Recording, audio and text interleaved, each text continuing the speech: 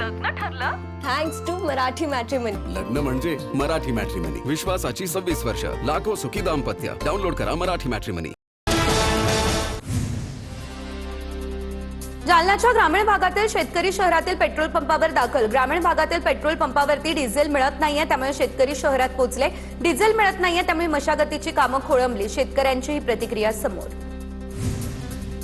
धुळ्यातील प्रमुख 4 पंपांवरती आता पेट्रोल साठा संपला. पेट्रोल संपला, त्यामुळे वाहनधारकांना माघारी फिरण्याची वेळ.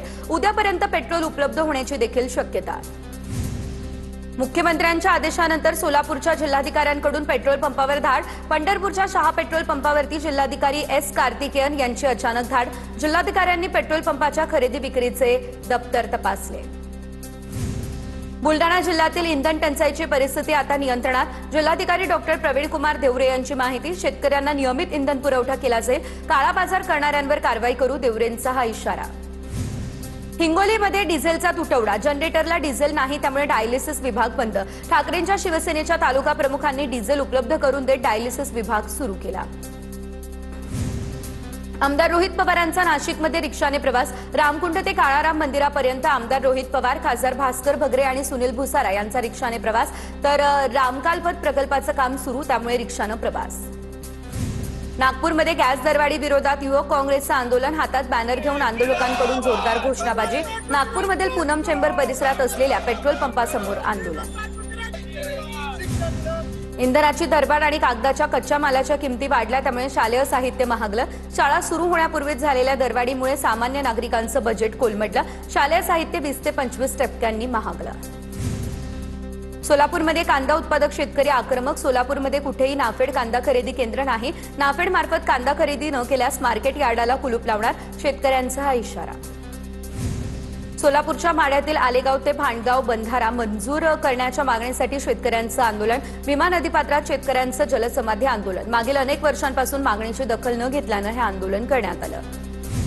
बुलडाण्याच्या देऊळगाव राजा परिसरात वादळी वाऱ्यासह जोरदार पावसाची हजेरी. काही ठिकाणी गारपीट झाली. वाढत्या उकाड्यातून नागरिकांना मोठा दिलासा. वातावरणामध्ये गारवा निर्माण. नांदेड जिल्ह्यात मान्सूनपूर्व पावसाचा तडाखा. मुदखेड आणि अर्धापूर तालुक्यातील अनेक केळी बागा वादळी वाऱ्यानं भुईसपाट झाल्या. ऐन हंगामात झालेल्या नुकसानीमुळे शेतकरी दुहेरी संकटात. सोलापूरच्या करमाळ्यात वादळी वाऱ्याचा तडाखा. जातेगावमध्ये वादळी वाऱ्यासह झालेल्या पावसात शेतकऱ्याच्या घरावरील पत्रे उडून गेले. भिंत कोसळून घराचं अतोनात नुकसानही झालं. जालन्याच्या घनसावंगी तालुक्यामध्ये मान्सूनपूर्व अवकाळी पावसाची हजेरी. वादळी वाऱ्यासह झालेल्या अवकाळी पावसामुळे बोर रांजणी गावामध्ये ट्रॅक्टरवर झाड कोसळलं. सुदैवानं कुठलीच जीवितहानी नाही.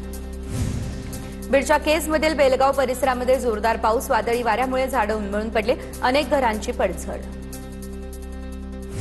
वाशिम कृषी उत्पन्न बाजार समितीत काळ्या हळदीला उच्चांकी भाव. हळद उत्पादक शेतकऱ्यांमध्ये आनंदाचं वातावरण. काळ्या हळदीला किमान 17,200 रुपये तर कमाल 25,000 रुपयांचा दर. गडचिरोली जिल्ह्यात मे महिना संपत आला तरी एकही धान खरेदी केंद्र सुरू नाही, तर लाखो क्विंटल धान उघड्यावर पडून असल्यानं पावसाळ्यापूर्वी शेतकऱ्यांची चिंता वाढली.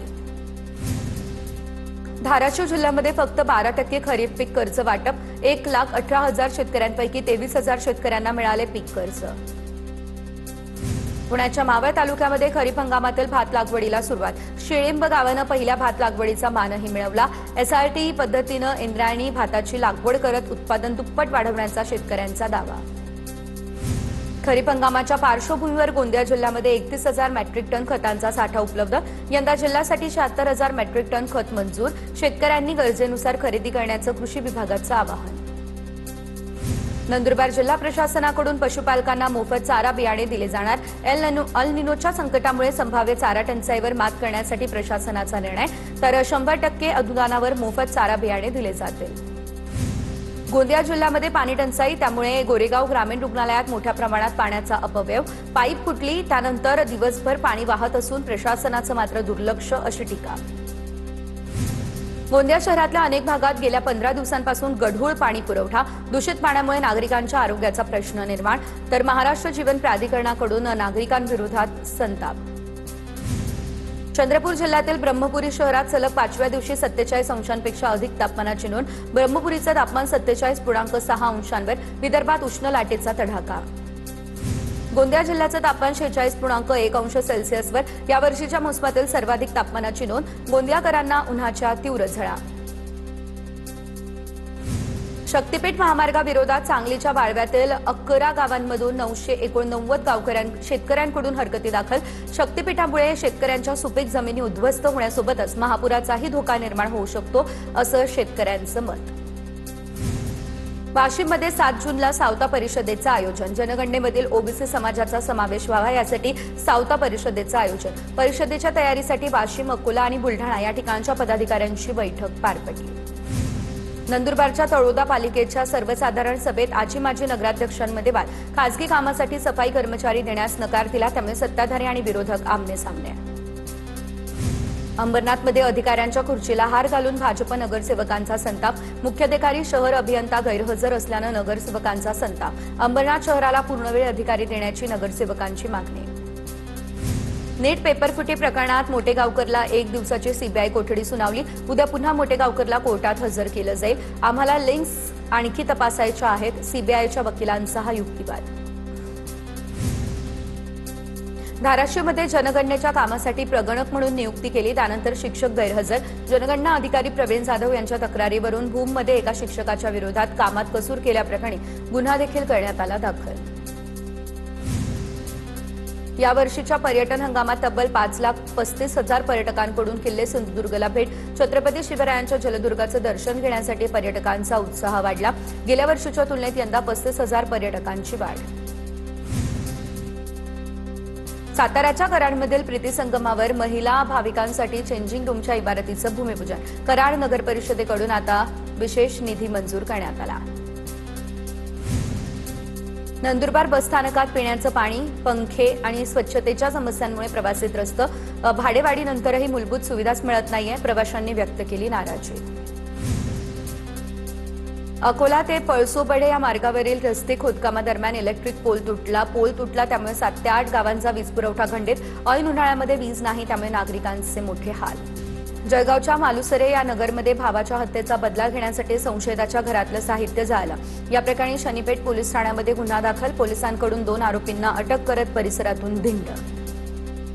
पुण्याच्या कात्रजमध्ये पुन्हा कोयता गँगकडून कोयता मिरवत गाड्यांची तोडफोड. पुण्यात कोयता गँगची दहशत कधी संपणार, नागरिकांचा संतप्त सवाल. दोन्ही अल्पवयीन गुन्हेगार पोलिसांच्या ताब्यात. लग्न काही दिवसांवर आलेलं असताना पीएसआय नवरदेवाकडून लग्नाला नकार. बीडच्या शिरूर कासार तालुक्यातील मातोरी गावातला हा प्रकार. चकलांबा पोलीस ठाण्यामध्ये दोन्ही बाजूंकडून परस्पर विरोधात गुन्हा दाखल.